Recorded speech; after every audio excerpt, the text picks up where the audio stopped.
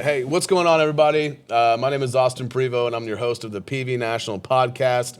Welcome to another episode. We're dropping 8 episodes for the rest of this quarter, and then we're going to probably continue doing something similar going into Q2. Kind of the point of this is just to get some consistency, bring on different guests, some of our roofing partners, some other people in the industry. And today we got a really, really cool guest, Matt Timcho from TC Roofing and Restorations out of Dallas. We're going to get into a lot of different things today. First of all, man, welcome on the show. Appreciate you coming. Man. Yeah, appreciate absolutely. We actually met at a networking event about a year ago, almost, something along those lines. And took a little bit of, we played golf. It took a little bit of like relationship building, and then kind of made the jump into, you guys are now one of our top roofing partners in Dallas-Fort Worth. We do a ton of detach and resets for you guys, and you guys have fully kind of bought into what PV National is about and how to partner, and you know how that how it can really be beneficial to you, your team, your sales guys, everything like that. So figured it'd be really appropriate to bring you in and learn a little bit about your story, how things happened. So just honestly, tell us a little bit about, describe you and your company, and how long you've been in the roofing industry. Then we'll get into a little bit how you got started and a little bit of the roadmap on how you got here today. We'll kind of keep that relatively light, and then we'll get into some of the more deeper questions. Yeah, absolutely. And it was great meeting you. I had being in that networking group kind of like changed my life. There's a lot of people in there that you don't know what to believe. Right. But one of the reasons why it's been so easy working with you, and I want to say thanks for that, was, and it's just like the reason why we'll get into this about my company and why I started, but the way you guys do things, you could just tell it was completely different. And a lot of people say that they're different, but to actually be able to execute on those different systems is, the hard part. And that's really what separates people, in my opinion. So thank you. 100%. You guys have made it super easy for us, which is pretty sweet. I appreciate that. Yeah, and that could be a whole nother conversation about execution, which I think we should get into at some point in this conversation, because, talk is cheap, right? Yep. And execution on doing what you say what you do, especially when you're in business-to-business relationships, is so important. Not that it's not important when you're working directly with a consumer or whatever it may be, but B2B relationships, roofers are always getting sold something. Always. Because, whenever you guys, because essentially, let's just call it what it is. You guys at TC Roofing and Restorations, your sales guys are my sales guys. Absolutely. From an extension, right? Yeah. And other companies know that kind of stuff, right? They know that you guys have access to clients. So, all kinds of marketers, all kinds of different services come to you guys and try to sell y'all on something that you could provide value to your clients with, because you guys own the client, right? Absolutely. And so it always sounds great, right? It always sounds amazing. Oh yeah, we got this going on, or whatever it may be. So, but it's the execution, like you correct. said, that when it doesn't get delivered, that's when just trust gets broken, bad things happen. Bad things all happen. that good stuff. So, okay, so tell me a little bit about TC Roofing and Restorations. I've been in the industry now since 2008, which sounds very weird to hear. While I'm good at math, I definitely don't want to do the math on the podcast because it's been a while. But I just remember starting. It's 18 years, by the way. 18 years. So I've actually made a little bit of career out of this. 2008 started, was chasing storms. Donnie Haight. I don't know if you know about him, Lee Haight. He's like one of the. I know. I've heard of Lee Haight. Donnie Haight was the first company I ever worked for, Mountain High in Denver, Colorado. His son Lee Haight, his brother Marty Haight was like one of the first founders of the storm restoration market. Was like super big. I guess he like killed himself, which is rest in peace. Yeah.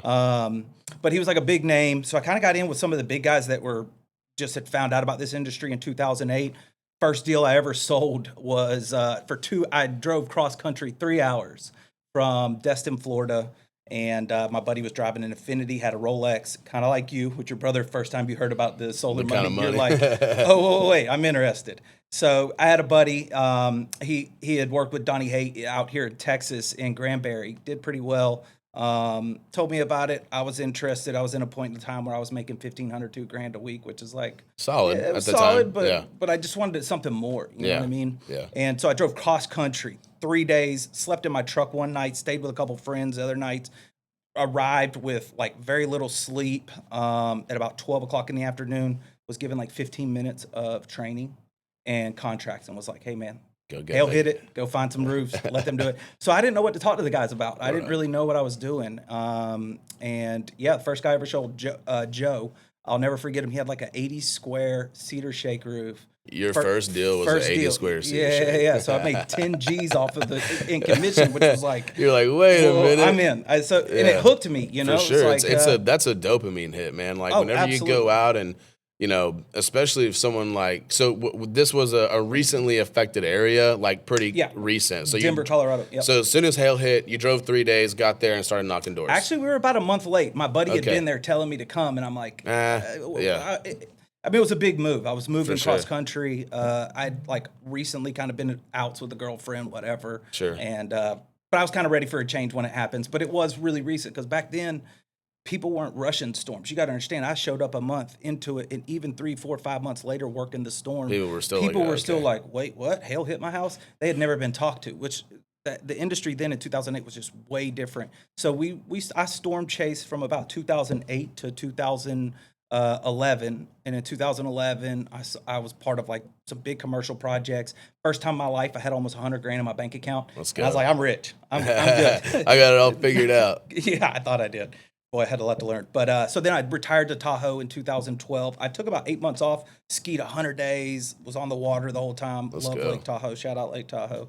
That place is like it's like a whole different world out there. I've never been to SoCal, but like the Pacific Northwest and that kind of whole area is like it's if you're from Texas, it's a lot of flat around here. You go out there, it's a different ball game. It looks like a different planet. Yeah, I felt like everywhere I looked was like a Bob Ross painting. Mm-hmm. You know what I mean? It's incredible. It was amazing. There was happy trees everywhere. So I retired out there for like 8 months, and then my hometown in Georgia got hit by hail. I was getting a bunch of phone calls. I never forget. I was on the mountain. I had a bunch of texts. I was getting off the mountain, like headed home. My phone was blowing up. And in California, you cannot text and drive, talk on your phone, so I didn't. I got a $400 ticket like the second day I was out there from that. I'm like, oh man, last time I did these folks are different. Yeah. So, but anyways, I got all those phone calls, and I called my buddy that I was chasing storms with. He had made a boatload of money. He was kind of relaxing.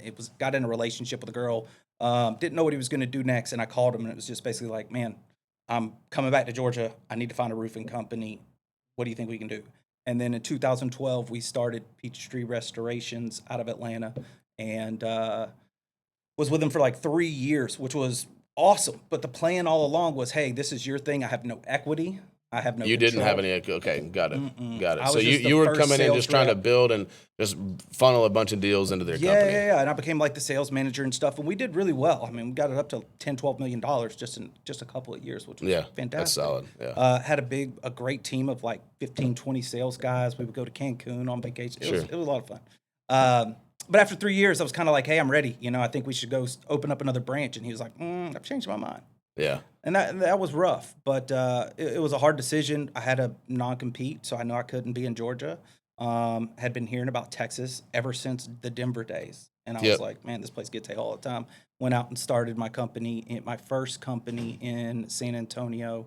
After a year and a half, sold that company. And then in 2007, almost 18, moved up here and started TC Roofing. Okay, so, that's a really cool story. So that's my long. Honestly, no. Like I like to roll that way, just because I like a lot of doing like overview stuff is a little bit better than just getting into every nitty gritty detail about how you got to where you are. It's like, okay, so we went from Georgia to Texas. Now, the Mecca of hail. The Mecca of hail. Okay, so tell us just, I guess, a little bit about some of the differences that you think that TC Roofing and Restorations offers, not only from, at the end of the day, from a customer standpoint. I don't want to get too much into that. I think that everything's different. Yeah, and honestly, and this is not to commoditize roofing by any stretch, because I hate it when people do that with solar. Yeah. But do we do things differently as a solar detach and reset company? But what essentially do? We offer warranties and we detach and reset solar panels. What do you do as a roofing contractor? You rip roofs off and you put them back on, right? Obviously, it's a lot more complicated. You get insurance paid for it. It's a lot more complicated than that.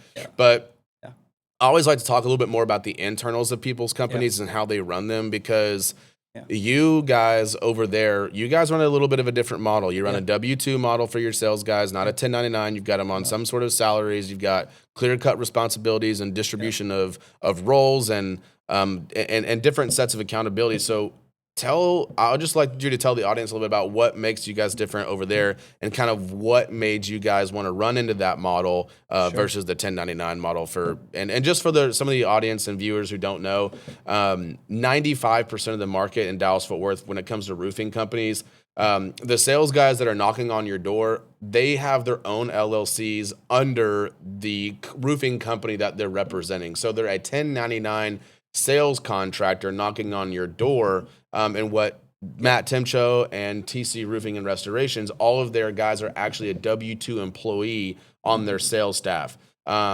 It creates probably a little bit less turnover. It creates better expectations. So I want you to touch in a little bit on that. Yeah, thanks, man. So obviously started TC.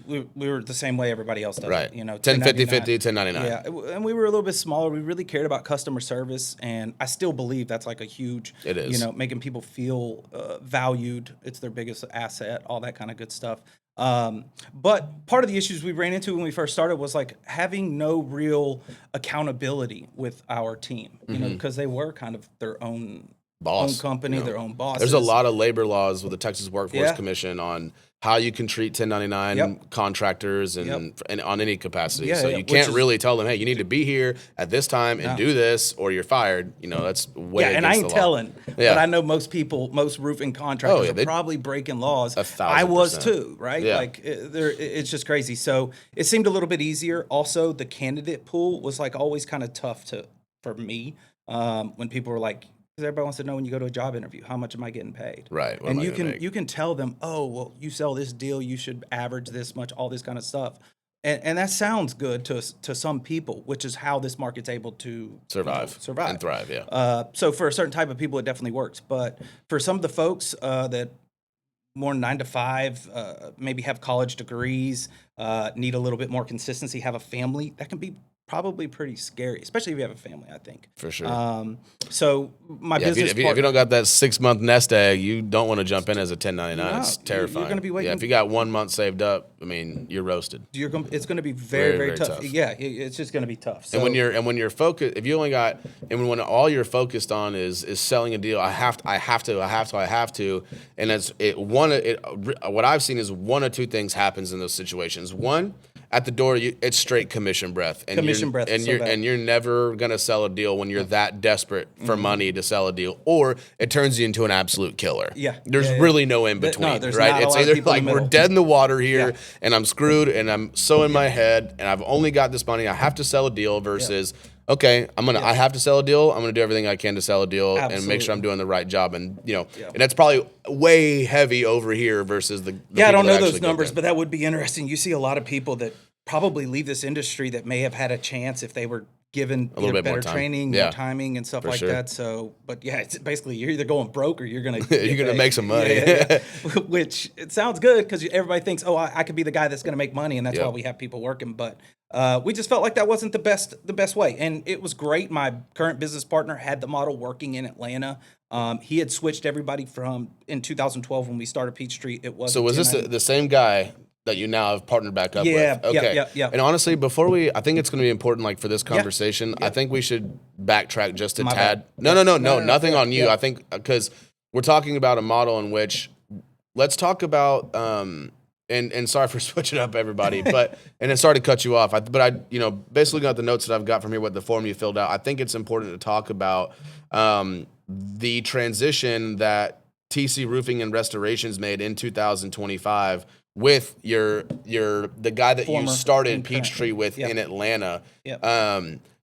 Just to preface this, in the roofing industry, when anyone talks about either selling or anything of that nature, it is automatically private equity. Almost exclusively, when you think about selling your business, it goes your thought goes straight to private equity. That is not how you guys did it. No. So explain a little bit about what that kind of process looked like. You don't have to go through numbers or anything like that, but how that process worked, and then kind of the reason as to why you guys, because you guys were a 1099 model all the way up until you guys got bought out by Peachtree, correct? Okay, so explain that. Well, and I had my business partner that I had started TC with in 2018. We had built this company up, several hundred 5-star reviews. We were doing great. And by all accounts, they had made some good money. They were a little bit older than me, which is one of the strengths that they had brought to our partnership. But they were just ready to phase out. And yeah, that was the thought. We looked into potentially doing private equity. Could have been good. There's probably going to be some perks to that I haven't yet experienced that maybe I'm overlooking. But it also was scary that having somebody else come in, either partner with private equity or somebody that I wasn't familiar with. The industry. I figured we could clash. The people that we did have working with us, it could have messed up some of those relationships. So it was kind of important to do this. One, I'd had a mentor in Michael Johnson since 2012. We had stayed friends. We had an amicable separation. And then, and he knows about the whole private equity scene, as does a lot of people. But this was an opportunity where he just kind of presented, hey, yes, you can possibly go with those numbers, but and it did sound good to a certain extent. But he's like, this is going to be a much better. I have capital that I can also offer, and it's not just some random person. So that was really what went into it. And I mean, because I did make less money. Like I know I took less money, but the hope was that we could parlay it. But and really grow something a lot bigger than a lot more meaningful. And with someone that you're familiar with, and someone who's in the insurance restoration industry and has 100%. built a company for 13 years to I don't know the numbers over there. I don't know if we want to talk about that, but built it to my understanding probably a 10-figure business. No, excuse me. No, it's 8. Sorry, that's a ridiculous statement to say. But 8-figure business. It's definitely into the 8 figures for sure. Yeah. Which is 10 figures, bro. Yeah, that's a Billy. One day, maybe one day. But and I don't know if we ever want to get there. But and maybe, who knows? I'm saying all this, but at some point we may decide, 5-10 years down the road, they may decide to sell to PE, and then I'd feel. Take all this back, delete this episode. But it did just make sense to have someone, like you said, that was in the industry, who is a 3-star President's Club with GAF, one of like 50-something contractors, partner with them specifically. He has all the systems and models, which is kind of where we were going, which is, the W-2 model. He had gotten tired of paying all these, paying all this commission to sales guys. While as he was building his company, he was adding more. Okay, now we have our own adjusters. Okay, now we have a robust, production team. We have site supervisors that check on the build and do all this. Why am I still giving so much of the profits just to the sales? To the sales guys. And it was hard to hire sales guys. So he made that switch in about 2016, just shortly after I left. I had been hearing about it, and it was kind of cool that I'm like, I don't know if that's going to work. We'll see. Yeah. But to kind of be from afar and watch it kind of progress and change. And now he's got, the people at his company, the culture there, you don't really realize a good culture until you've been a part of a bad one. 100%. And seeing that culture was just like, going into the office, kind of checking everything out. It was a game changer. Seeing the sales guys seem much happier. They have a sort of safety net. So if they have a bad week, a bad month, something like that, they don't have to wait. If the company's not delivering on what we're supposed to deliver as far as getting cap outs for them, production issues, whatever the case may be, they still have that little bit of safety net. Plus they have health insurance and all that kind of good stuff, which is, it is different. It is unique. In the industry, for sure. I'm sure there's other roofing companies that do it. But it just I don't goes know back many, to bro. Probably, I don't know many at all, honestly. Well, thank you. You guys are one of the only ones that I actually know where it's been proven to be successful. Because I've always kind of thought that in my head of we're not a roofing company or anything like that. But I've always kind of thought in my head, like, why would, and honestly, like on the 1099 model, you have to open up your books. Yeah. You got to open up your books. I mean, if you want to treat your sales guys right, you got to show them every cost, every expense, not necessarily in the business as a whole, but on that particular job. Like, you have to show them everything. On the job. And how I see it is like, okay, a seller's responsibility should be to sell, and that's it. And then it's the company's responsibility. It's your job to sell. It's our responsibility to build profit in the job, to deliver the service and build profitability in the job, right? That's what our production teams are for. That's what supplements are for.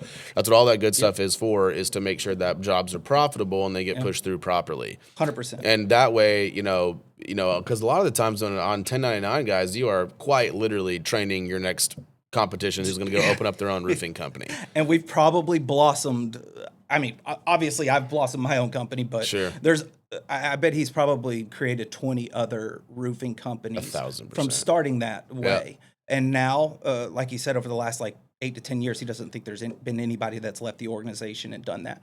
But I think one of the key things that you mentioned was as a company delivering, because that was a challenge. When you have sales guys that are doing the 10-50-50 model, And they're walking the whole job through. they start walk to the finish. job to start. So then when they meet the adjuster, they know the information of what's damaged. They've already walked it, right? Yep. One of the challenges for us is we have a sales guy, so we have to have a lot of SOPs, a very good, robust system, and really good training. I mean, you're talking weeks of training up front, so that when they do their initial inspection to determine if there's damage, they have to be able to put that information into the system so that the next guy that takes the football knows the play, knows which way we're going. And that does have its challenges. I'm not going to say it's perfect, Right. But we've gotten 10 times better, and through obviously the systems in Atlanta, we didn't have to learn some of those hard lessons, but that's one of the challenges. And then when it goes from, the supplementing kind of claims support, and you have to be careful on these words with Yeah, I know, and all right. that kind of stuff. Yeah.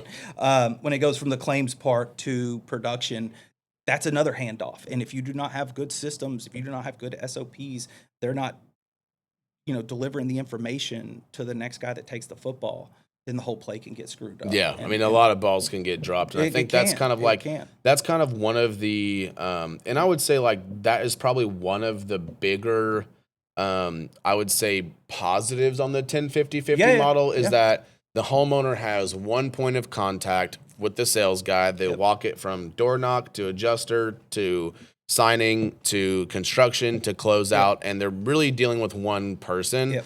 And so it does probably eliminate a little bit of, I wouldn't say eliminate, it probably reduces the amount of possibilities for things to get kind of fall through the cracks. But overall, See, I look at it the opposite way. Really? Yeah, because if a client sees that you have a big company and you have a lot of resources at your disposal, sometimes it's just, am I dealing with chucking a truck, or do I have a company with bigger resources, but there are issues on both sides, I think. Yeah. And some of the companies that are dolo, it can be a little, do you have enough resources? Do you have enough bandwidth? Whereas our sales guys just sell. Our production team deals with production. Our back end support deals with financing. See, I think when we go back to that word execution, right? I think that if your team your back end office team is executing, then I think the W-2 model is smart. But if you don't have good leaders and you don't have good operators and integrators that they're not visionaries, they're not always looking from a 30,000-foot view. I'd probably take you more as a visionary type. I'm the same way. Sales, visionary, where are we going? What does that kind of bigger picture look like? And you need to have really strong integrators in place to say, okay, hey, that's all dreamland, la la land. What's actually happening right here, right now? So if you don't have good integrators and process-oriented people that can implement those processes and systems, then it can get a little bit dangerous on that model where on one job it jumps to 3 or 4 different departments. But if you're well trained and you've got good systems and you've got good integrators, in my opinion, it's a clear winner to go the W-2 route. So because your turnover rate is not as aggressive when you get the systems and processes down. Now, you probably have had some of those challenges might have been in the beginning. You have a little bit of turnover because the back end's not doing everything how they should. We didn't have it. Right. So, but that's just a learning curve, right? 100%. It was getting the right people on the bus, which was key for us, and that unfortunately was. And part of the issue I didn't know that the mergers and acquisitions process with all the attorneys slowed that process down. We thought it would be much quicker, right? But part of the issue was trying to do a deal in August, and it takes months. We thought we would have months to prep for the storm season, and we didn't have that much time. So we had to get people on the bus that we might have not had on the I know that we didn't have the most confidence in, that we would have loved to have more time to find a better candidate potentially. Right. But like I said, it's just part of the growing process, and to see where we've come in the last year, it's just been amazing. And it helps. Part of the people on the bus is people like you guys, PV, and the way you guys handle things. That's just taken a huge load off, knowing that because some probably 10, 50, 50 model roofing companies, they're like, oh, I'll just have my roofers do it or whatever. And they don't really have a Yeah, they process. have a You whole guys have a process for it. And we had to kind of do that for literally every piece of the operation. puzzle of the operation. Yeah. And I saw Jeff Bezos a video that I'll share with you, but and I just saw it like 2 days ago on Instagram. But he's like, man, when I started the company, Amazon had all these great ideas, but I had to learn like over time that my company's the company where that was, it wasn't ready for that idea. And like you said, when you have a visionary, do you have a company or organization that can handle those ideas? Yeah. If you don't, you want to work on getting a company that can handle the new ideas, the changes that you have. Absolutely. And what we did was we threw a whole bunch of changes at our Your team. and they probably weren't all the right people. They weren't ready for it. We probably weren't somewhat ready for some of those changes, but we kind of had to force feed it. And yeah, but especially something like that, like when you guys are, and honestly, you guys, I remember whenever you guys were going through this deal, and it finally happened basically right before storm season. It was this time last year that when in everything February finally when everything happened. went through. Yeah, we I had remember like that. 2-3 weeks to get everything ready. And you know, at the end of the day, and like, then we had like an early storm in March, so it's like y'all literally had like a month, time. a month to figure it out. And so we are way better set up this year than you were for last year. 100%. That's super encouraging. And you know, just for you guys out there who are doing something new or like the whole point of it, and like I talk about it, you know, quite often, is that it's just consistency and like not moving the needle on the goals or moving the goalpost all the time because it's not happening right here, right now. Yeah. Like the instant gratification shit like does not exist. No. Like it doesn't exist, guys. So like if you're doing something new, you're doing something different, or you're going in a little bit of a different direction in your business, just stay the path. Don't move the goalpost. We call it the 3 A's here. My brother came up with it: analyze, or act, analyze, adjust, right? So take action. Yep, got to act. Take action, okay? On what if you know if you know it's in the right direction, just take the action. Doesn't have to be perfect. Don't, you know, analysis, you know, paralysis by analysis is a real thing, right? It is. So don't just sit there and aim, and don't shoot. So that's what I love about you guys. You guys have just gone and you've just learned on the way. You've analyzed, mistakes, and now we're adjusting into 2026. Yeah, 100%. So I think this really kind of moves into the next. Too. I think this move kind of is the next topic I want to talk about, just some wins and lessons over the last 12 months. So I've got some stuff here. Said you landed a couple big commercial deals. Yeah. I mean, we over don't do $300. Over 300 homeowners helped, repairs, installs, etc. And 15 new vehicles purchased in 2025. Yeah, that's from only a couple for a growth year and for a pain period. That's a massive year. Yeah, that's a great year in business. Yeah. And it goes back to, you know, like you were just saying to our audience, to your audience, that, you know, if it doesn't happen right away, don't worry. And that's how it was last year when through all the changes and the adjustments we had to make last year, it felt like we would take 2 or 3 steps forward, and then sometimes we would take 4 or 5 steps backwards. Yep. And that can be rough, especially when you had a system, because we had a business that was rolling, making good money. We were very profitable. Happy, super profitable. Yeah. And then last year, I mean, I definitely took a pay haircut, but we also invested so much back into the company, and purchasing 15 vehicles through Ford. We have a great partnership with them, and all of our sales team, and actually even a lot of our production and claims teams have company provided vehicles, which, man, maybe we should get in the insurance business. The amount of money people charge for commercial, trust me, it is commercial Auto vehicles. is crazy. It is ridiculous. Yeah. And if you have I did want to say this. Shout out to Kim Wallace and the Wallace Agency with Farmers. Did she save me like 20? Ours is not as aggressive. We have 2 company vehicles, and so what's coming up on 3. We're purchasing another one in the end of the next month, but she saved us like over 2 G's in premium. So you should reach. She's in Kim Master Wallace. Networks. Yeah, Kim Wallace. I'll have to check.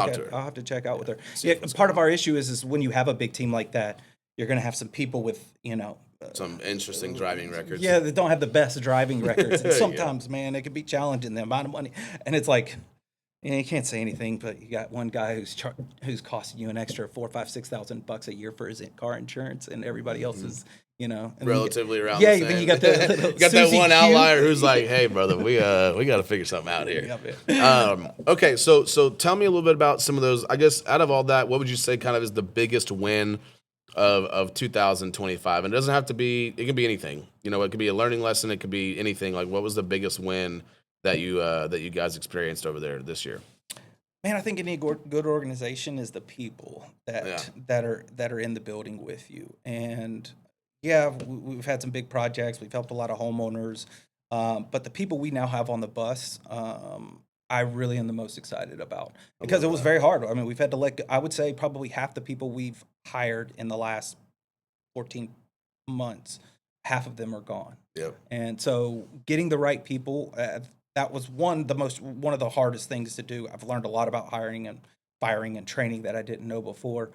Getting the right people to give a shit meter, having people that actually care, one about their future, themselves, their whys, making sure people have the right whys. I think that's one of the biggest things that I've also learned about people is you can tell the people who care, who have their whys, who are going to dig deep, who aren't going to be scared with like some changes, friction, some struggles, any of that stuff, and then and we've hired people with some of what seemed like the best talent in the world, but they just don't have that give a shit factor. Their whys don't matter. And apologies for custom, but that's what we call it is caring, and so that's one of the things I'm proudest about. I'm also super excited for 2026. I think this is going to be our biggest year yet, and I'm hoping we're going to push Atlanta revenue wise. So let's go, dude. And then that would be pretty sweet. I mean, pretty awesome. Yeah, they've been around for 13 years. So for us to do this in just a couple of years would be one of my more proudest. So we can do this podcast in a year. Yeah, we can. Hopefully that'll be the next one. What's your biggest win this year for 2025? I would say our biggest win this year. We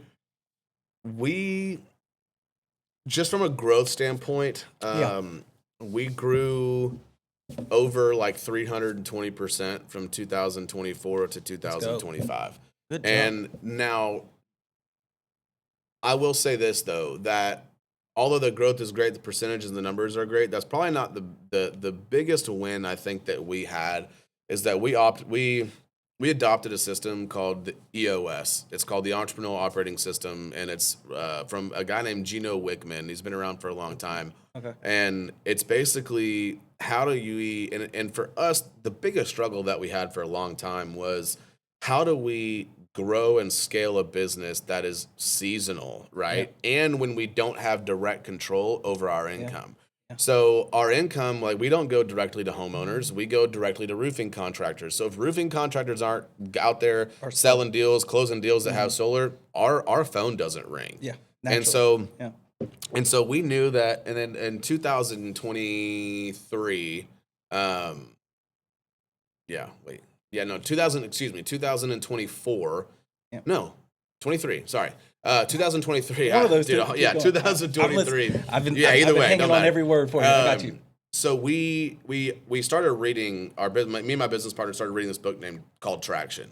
Okay. And basically what this does is that teaches you how to take like a 5, 7, or 10-year vision and break it down to what do we have to do this week to get there. Eating that elephant one bite at a time. Exactly. So, and it's not like a rah-rah self-help book or like a David Goggins kind of thing. It is like a blueprint and a playbook on how to operate internally your business to keep culture, to have your vision, to hire, fire, train, reward, how to build your mission statement and core values, how to make sure that stuff is effective so that your culture is where it needs to be.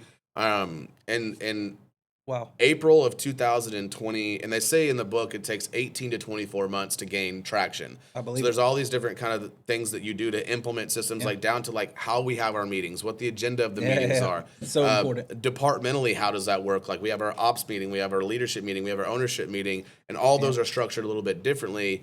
There are to-dos for every single meeting. So there's it's creating a lot levels and layers of accountability, delegating and elevating to where like you can really empower people to own their position and all that good stuff. And man, that's all great stuff. Exactly. And so it's called Traction? Traction by Gino Wickman. It's an incredible book. And I'll be honest, we were we were locked in on this system. We were as discipline is one, could probably be about self-image. I mean, down to the letter of the word in these about that books, we execution, implemented baby. everything. Yeah. And now, don't get me wrong, I think now at this point, we can kind of pick and choose where we want to Sure. place some things just Yeah, because yeah, we yeah. totally understand the framework. Yeah. But I would say in 2025, our biggest win absolutely is a couple things. One, April of 2025 was the 18-month mark of implementing traction. Yep. And no BS down to the month. Yeah.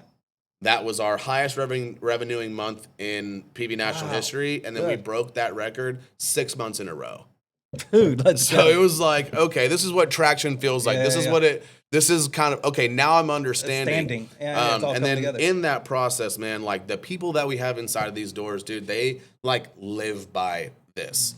They totally traction. understand our mission, right? It's or like, your mission. yeah, our mission is to protect as many homeowners who've invested in solar as possibly can, setting the standard: one homeowner, one roof, one solar system at a time. I love and so, that. like, everyone is so bought into this. You know, there's just so many homeowners that have like truly been affected by bad sales practices, unethical finance deals, and all this different kind of stuff. And we hear those stories. Our team hears those stories over and over and over again. And so our mission is to like truly be a light and to protect as many homes. And everyone in here is bought in on that. So like the growth was great, but like the people and then the systems and processes and everyone in this role, everyone in this company truly has autonomy over there's accountability. No, you have to. But there's autonomy as well. So like everyone Which is inside these walls, they're proud and they own their position and they know what they're responsible for, and no one micromanages here or anything of that nature. So it's like that to me is hands down like the biggest win of 2025 was gaining traction, then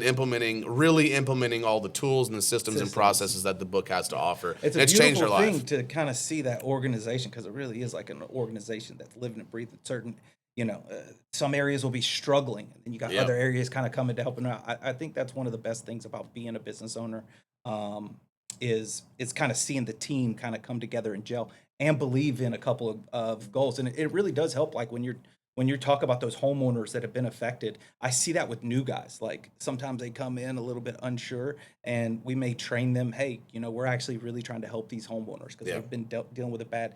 It's not really real to them. But then when they go out there and then they see it, they hear the story. They talk to a homeowner whose contractor stole their materials and Yes. left, and they paid him a $10,000 deposit and stole their money. Yep. All then you they want come to do back. is jump in and be like, no, we would never do that. Like, let me help you. Exactly. So it's like, I know that's where in this industry, and that's what a lot of people claim. They just want to help homeowners, but really what they're really wanting to do is line their own pockets. Absolutely. And so that's me and the Zach, a buddy who I had on here, was just talking about like the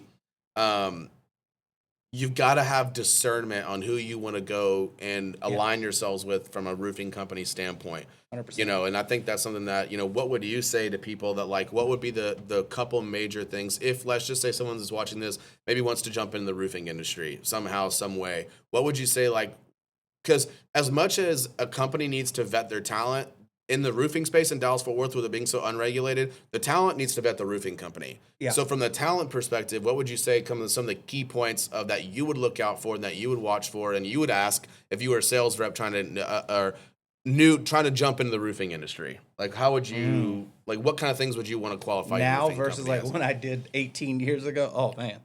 I mean, the industry has changed a lot. I would probably want to get with a bigger company and then potentially go smaller after that. If just being entrepreneurial, knowing that I'd want to have my own thing at some point. That's probably what I would do as a new guy. Sure. I feel like a bigger company will have more resources, better training, because if you're new to the industry, you're going to want training. Just like somebody new to the space. I mean, they need to get, if you go to a small place that maybe doesn't have the resources for the training, is a smaller mom and pop shop. Hey, there's some doors, go knock them kind of Yeah. thing. I feel like that's probably not the best for a new person, but somebody who's like a little bit more seasoned, who's maybe worked and gotten some of that industry, had some leaders kind of take them under their wing, coach them up, give them some insights, give them some pointers, help holding them accountable, all that kind of stuff. You could maybe then transition to a smaller company to learn more of like the organizational stuff, financial stuff. More back end kind of thing. So let's just say from like, and I completely understand that perspective. Let's just say someone is like key points, right? So like if you're looking to jump in the roofing industry, you want to find a strong organization that has whenever you're in the interviewing process, like ask them what their training program is. 100%. What is your training program? What are the timelines? When am I expected to get in the field? When am I expected to get money? And then, I would say, would you say like values of the company? Like, Oh, 100%. Their core values are key. Our 10 core values are gone over with every candidate that we hire, everyone, during the interview phase, and then obviously hammered home during training. But man, we've had core values in the past, and I don't think we really lived and breathed them like we do today. Sure. So I guess a company could maybe, but it also didn't stress them back then. So yeah, finding a company's core values, if they care about those, then definitely look into them. But obviously, like you said, training I think is huge. The resources, and ask to do like a ride along with a sales guy. That's what we offer our candidates who are maybe like new to the industry. And like kind of maybe I want to do it, maybe I don't. Like, hey, just go see a day in the life. That's a really good point. We put them with a seasoned sales rep, a project manager that's going to be doing what we're potentially training them to do, or potentially hiring them to do. Is we put them with a guy for like 3 hours. So the guy, they're going out there being like, oh, what is an inspection like? We also have the who's never worked for us. They haven't even been hired. We have them follow a sales guy up to the door to see what door knocking's like. To give them a real taste of just to be like, hey, can you handle this? Right. So I think that really helps. But yeah, as much information as you can get from a company, and obviously the CEO or whoever's potentially hiring is going to try to paint a certain picture that they want you to perceive.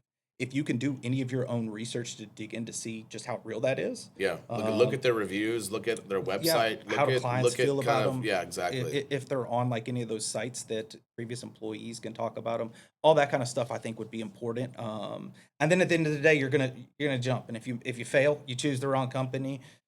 There's 10,000. There's a lot of them. A lot of other roofing companies to choose from. So. I think that's some really good stuff there, guys. Like if you're looking to jump in the roofing industry and you're looking to like make a change, because the roofing industry can change your life if you let it. 100%. And so we got training, we got core values, we've got ask for a ride along. I haven't heard that one, so I'm really glad. That's a great nugget, guys. If you're ask for a ride along, go what it feels like to go get a door slammed in your face. Because if you can't handle that, then you're never going to make it. 100%. If it's a door knocking industry, if it's a door knocking market, right? Like Dallas Fort Worth, it's a door knocking market. You're not going to drive leads in. You got 10,000 other roofing companies trying to use meta ads. It doesn't work. Not like door knocking. Not like door knocking does. There's nothing like getting in front of a customer, being able to give that feel. Totally understand. But I believe like door knocking, a year of door knocking is like a 4-year degree. You can learn so much about people, sales, and even yourself, really. Yeah. Because you can lose motivation very easily. I started door knocking, and when I started the business, my whole goal was I want to build this business to a place where I don't have to door knock again. Yep. And it took me about three or 4 years of hard work to get there.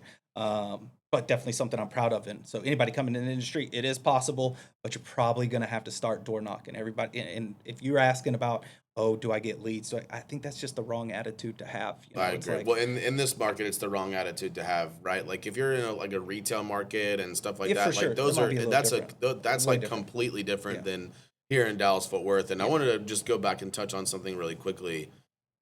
You talk about your core values. I didn't necessarily, fully live by. Dude, it took us 18 months to solidify this, and we started these are our core values.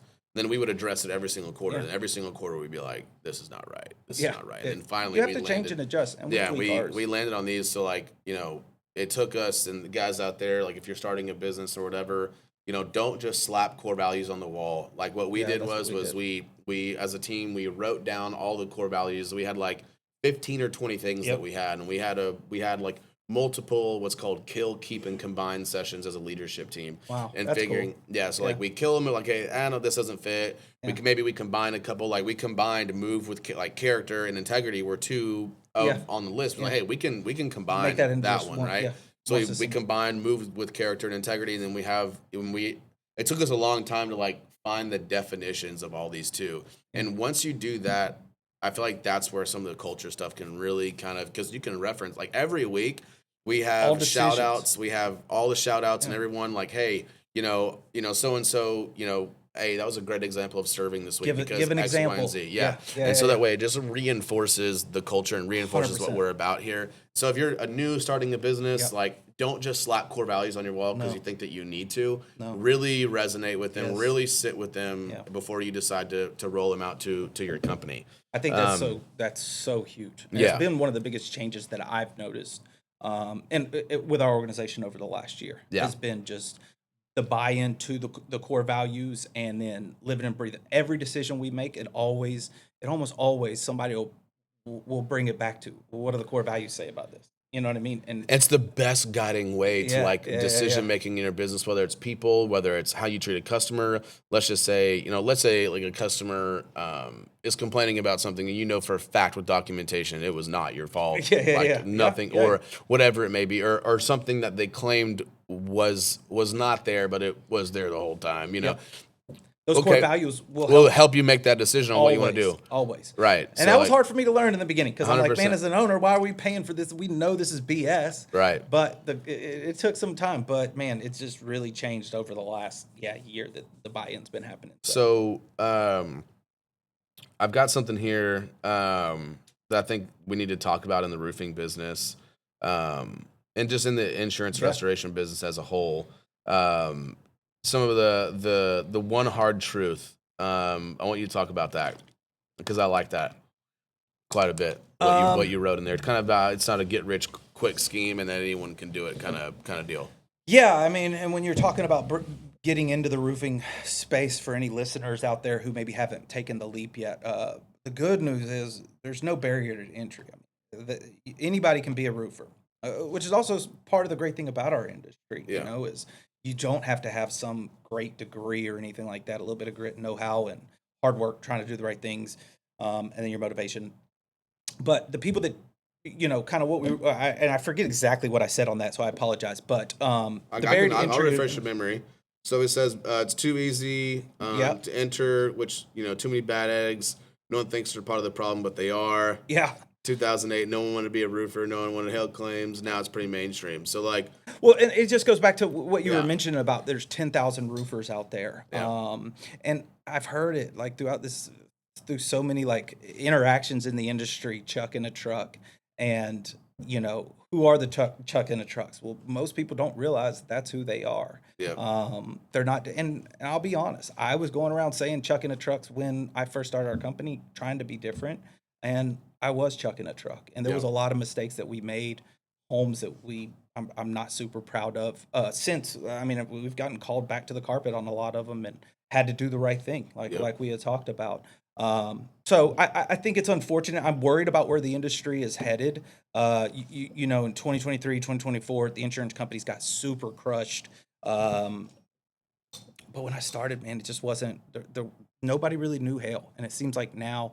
Not just here, but everywhere throughout the country, because we see just like the Dallas market, the Texas market, but roofing has exploded everywhere. And I think it's really kind of hurt these insurance companies, and seeing some of the changes they're making with higher deductibles, not paying legitimate claims, all these things, over the last 18 years, seeing it go from man, this is like a modern day gold rush to it seems like they're starting to push back a little bit. So part of my question was a little bit of concern for where we are as an industry, because it has fed my family for 18 years. It feeds your family, so it's a little different. But I mean, let's but the solar industry. Let's not get it twisted. It's weird. I wouldn't even really consider PV National in the solar industry. For sure. We're like this weird little spot where it is full blown insurance restoration work. Yep. We just have a very niche part of it, and it happens to be with solar. Yep. The detach, if you were to talk about the solar industry, detach and resets is looked at as the redhead stepchild in the solar. Yeah, no one, very few people or companies actually drive high revenue, really high quality work in the detach and reset space. Everyone in Dallas Fort Worth is a $100 panel guy. Legitimate Chuck in a truck. They don't have the right insurance. That's what I used to use. Yeah. Before you. they don't have, so it's the solar industry, it's so geared towards sell. How can we effectively get solar on rooftops where the traditional loan model is played out. No one's doing that shit Yeah, how anymore. is that industry now? I know we've talked about it, but with the new changes in the tax laws and stuff like that. Everyone's selling what's either virtual, like VPPs or PPAs. So virtual power plants or power purchase agreements is like what everyone is going to. There is a company I will give a good shout out to. His name is Lee Pelmore. He does a very, I can't go into details on what he does, but it's very, very unique, and it's a very, very different approach that I actually believe is good for the consumer. Everything else, I honestly think is it's a bad deal for a consumer. I know. You're locked into these contracts. You're way too much exposure, and only people really getting out a benefit of it is the finance company and the seller and the installer. The homeowner very rarely actually sees true benefit from whether it's investing, not from a loan standpoint, but just switching over to the solar power. Until they figure out something different, it's, in my opinion, just going to keep going the wrong direction. Well, and that's so to kind of piggyback off of that. That's what I felt getting into solar in 2020, seeing the gold rush because for a couple years it was just. Bro, everyone and their mom in DFW switched their name from roofing to roofing and solar. Oh, yeah, we did the same thing, right? We've talked a little bit about that. Yeah. Since had to go back on that. But yeah, so like the solar industry, everybody rushed into it, kind of flooded the market, a bunch of bad plans, homeowners getting screwed, tons of competition, probably doing some bad stuff. Gave a bad name to like some of the good solar guys that maybe were trying to do it. And I honestly think that's why we've been able to be such a success is because we are so counterculture to what the solar industry is, right? Like our whole, like we do operations and maintenance. It's all basically like we get to be the superheroes that come in and fix all the problems what everyone else has done to these homeowners, right? And so that's where like the detach and reset space, it truly is like the redheaded stepchild to the solar industry, because like, shout out to another company, David Herrera and James Herrera. They own a really great company in Dallas-Fort Worth. Unfortunately, I'm not going to plug you my podcast. I love you, but I'm not going to say the company name. But you know who you are. And so, those guys, they're a counter solar industry too, because they go clean up all the messes. They, they're a great company, and they're our number one competition here in Dallas-Fort Worth. And we have a great relationship. We go eat dinners together. We talk about industry, all that good stuff. And it's just the solar industry. No one wants to call it what it is. It's a bunch of scammers, and it's a bunch. 80%. There's no regulation on the market. None. There's no real education for consumers to know if they're getting a good deal, a bad deal, and the people who are selling and educating at the door, they're only educating with the premise of lining their own pockets. And anyone can come fight me on this. I don't care. I know how this deal. My dad's got over 5,000 cases against some of the biggest, and I know what these contracts state. And you can say whatever you want at the door, but the contract in black and white is the only thing that matters. And it screws the homeowner. It screws the homeowner 80% of the time. And so, I'm worried that the industry is potentially heading that way. The roofing side. Yeah. Okay. I mean, there's got to be a breaking point. Insurance companies have been in business for years. They're not going to allow themselves to keep losing money. Yeah, they're not going to hemorrhage. No. So what's the middle ground? How can we keep it going? I wish I had better answers, but I do hate that the barrier to entry is so low, because it allows for potential scammers and people to, I don't know. I think that kind of, and I think, I inherently believe in capitalism. I believe that the market will correct itself. Yes. And look, at the end of the day, this could be a little controversial, I also do believe that all the homeowners did get screwed over. Like, you as a consumer, you have responsibilities as well, right? Yes. If you don't have an attorney look over a contract, if you don't consult with anybody else, if you don't do any of that stuff, and you sign on the dotted line, now, are there high pressure sales tactics and really, really shady ways that people do things? Absolutely. But as a consumer, you do have some culpability in this deal. You're not just 100%. Free of responsibility, whenever you get screwed over. No, like, you've got to have some responsibility there too. So that's why I think that the market has inherently corrected itself. Like, in homeowners, People in neighborhoods, especially here in the Dallas-Fort Worth area, they hear from their neighbors in the neighborhood app, oh, don't use this company. They screwed me over. They didn't even get my system operating correctly, whatever it may be. And so those companies eventually, it runs their course. They fail. Yeah. Titan, Rightfully so. KO, Pink, all these big national installers have all filed not Chapter 11, Chapter 7, shut their doors, bankruptcy. Yeah. Gone. And it's because of that. So, like, the market has corrected itself to a certain degree. And I think that's the same thing in roofing. Like, it ebbs and flows. It will correct itself. Yeah. Insurance companies, look, at the end of the day, here's how it works. They get cash flush in low season. They get drained in high season.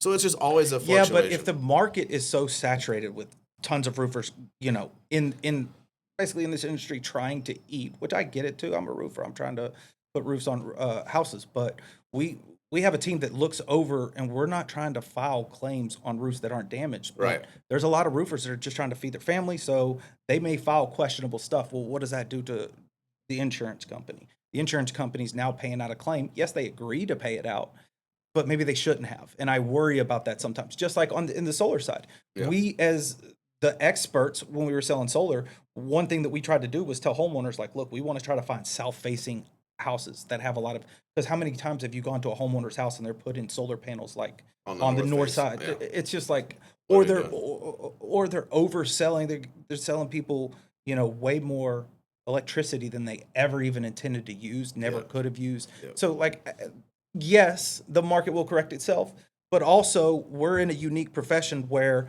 like, doctors, if you go prescribe somebody the wrong stuff and hurt your patient, there's a board that oversees. There's some regulation there. There's no regulation in, and I'm not saying we need a bunch of regulation. I think the market will correct itself. Yeah. But I think in order for the market to correct itself, just like it did with solar, there's going to be some people that go hungry, and I hate that for them. Yeah, but also at the same time, the people that go hungry, it's like you kind of you made your bed, right? Yeah. If you don't operate right, you don't have good business principles, you don't actually take care of customers, you screw people over all the time, like. I've seen it time and time again, right? Those guys eventually fail. They don't actually grow. They don't multiply. They don't scale their businesses. Like, it just never happens. That's the good news, right? That's kind of how it works. But also you would think like an ounce of prevention can save. So if my 2 cents worth on this podcast is, as a roofing company, if you're looking to get in the industry, man, get in with the right company. Try to make this industry better than you found it. 100%. That's a great. I think that's a good, like, because that was kind of my next question. Like, what do you think the biggest takeaway is of this? And I think that's kind of sums it up right there. Is that, like, this industry. I made a post yesterday, just about how, hey, just on Facebook saying, hey, roofing companies, like, whenever it comes to solar jobs, like, let's make smart, strategic decisions on who you're using for your detach and reset to make for a better industry. Because I truly believe in my heart, every roofing company that uses PV National to do their detach and resets is cleaning up the industry, even if it's only by 0.5%. It's worth 2%. It's worth it. It doesn't matter, because those compounds, when we do 500 jobs this year, that's 500 homeowners that have new warranties. It's 500 homeowners that have ongoing service. That's 500 owners who have a resource and something to help them when most likely whenever we found them, they did not. Right. And we see it so often, man. And that is a great thing about PV National. I know that we have several stories that you guys have come in and they've gotten screwed over by their homeowners or by their original installers. And now once they see PV, it's almost like a breath of fresh air. And seeing that look on a client's face is one of my favorite things. They're like, oh, you can help me. And then once you give them the steps, what we're going to do, the pathway for it, seeing that joy, man, that's one of the best things. That's another one of the great things about our industry and what you guys offer.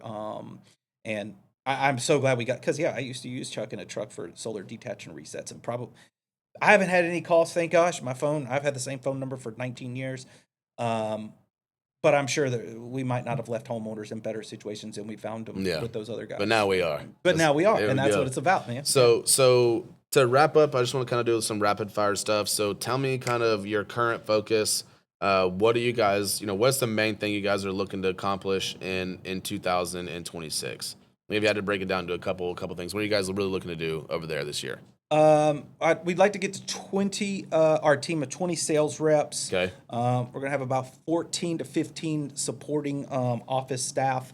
to help with the claims group. I want to get like a core 35 people in our office by the end of this year. That's my goal. That's awesome. So just really scaling, not because guys, there's a difference between growing and scaling. Growing, you can grow your top line numbers all day long, but if you don't have the right bedrock and you're not putting the right people in place, you're not scaling a business. You're growing it. You're top growing a tumor. What do they call it? Revenue. What revenue for vanity, profit for sanity, right? Yeah. Which is true. Which is true, right? So if like you're not, you can grow your top line revenue all day long, but if you're not profitable, you're not scaling anything. You're just you're just saying, oh, I did 10 million, but if you only made 500 grand, it's not very good, right? We call it growing a tumor. You don't want to grow the tumor. So that's great. So you're looking to just really scale this year and put the bedrock systems, processes, people in place, and that'll be the end. Yeah, the rest of this year is to finalize our growth, our systems. We're a year into it, so we got one more year of that, and then it's to the moon. Yeah, so we're by the end of this year. Our goal is to be looking for our next location, next market. Mm-hmm. Amazing, I love that. Okay, which is exciting. Next question, next kind of deal. Rapid response. Tell me like a couple of just like your personal hobbies. A little bit about Matt, like kind of where beating Austin at golf. Beating me? Yeah. I don't know what planet you're living on right now, Matt. Nah, man. Once I retire, though, I'm coming for you. You're gonna get a phone call from me in about 7 years. 7 years, all right. I'll be out. I'm finally ready. I'll be looking forward to it. Yeah, no. No football season, so that's kind of sad. What do you think of the Super Bowl? Oh, terrible. It was kind of boring. Like yeah, I don't like it. Go it. Dogs next year. That's my team. Okay. What else? You married? Yeah. Actually married. Got a beautiful wife. Oh, what about your girl? Oh, we're good, man. We're getting married this year, and we're gonna rock and roll. I saw and get that. Married. Where y'all getting married at? I got family watching this. I can't tell nobody. I got family. I can't let everybody know. Didn't mean to do that. Get my ass in trouble real quick. Well, I just got a couple trips coming up. We do a family vacation every year, which really, is one of the highlights. I do usually travel a couple times a year. Oh, my wife's dad's not feeling real well, so I feel like that's gonna be something you guys have to tend to. Unfortunately. So that's maybe not great, but there's a lot of other good things going on. But that's one of the sad things.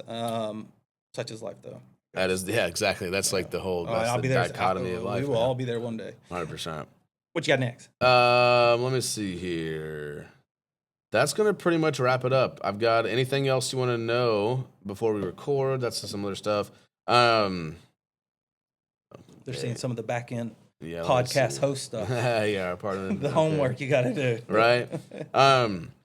Actually, I think that kind of wraps it up, man. I think this was a great episode. I think there's some, guys, there's always all really what I'm trying to do with this podcast is bring like real people on, real business owners. I have no interest in the whole like guru thing. Like real people who have built multi 10-figure businesses that can provide some golden nuggets. And I think we got a few of those golden nuggets out here today. So I appreciate you coming on. Guys, that's it. Me, man. Yeah, absolutely, man. I really appreciate it. And got a new subscriber. I'll be watching, man. Let's go. Watching on the way here. So I appreciate it. I appreciate it. Looking forward to this podcast in the future. And if you ever need somebody to come on and take up a little bit of airtime, I'd love to. I got even more histories, more stories, and maybe next time I interview you. All right. Yeah, I like it. Flip the script a little bit. Yeah, we need to see the host here. I love it. Yeah, we can do that. But yeah, guys, that's going to be it. This episode should be coming out on Monday, the 16th. Looking forward to keeping this journey going and staying consistent and just providing as much value as we can. Matt, thanks so much for coming on, bro. It's been a blast, man. Thanks, Thank brother. you. Appreciate it. Yeah. Thanks, y'all.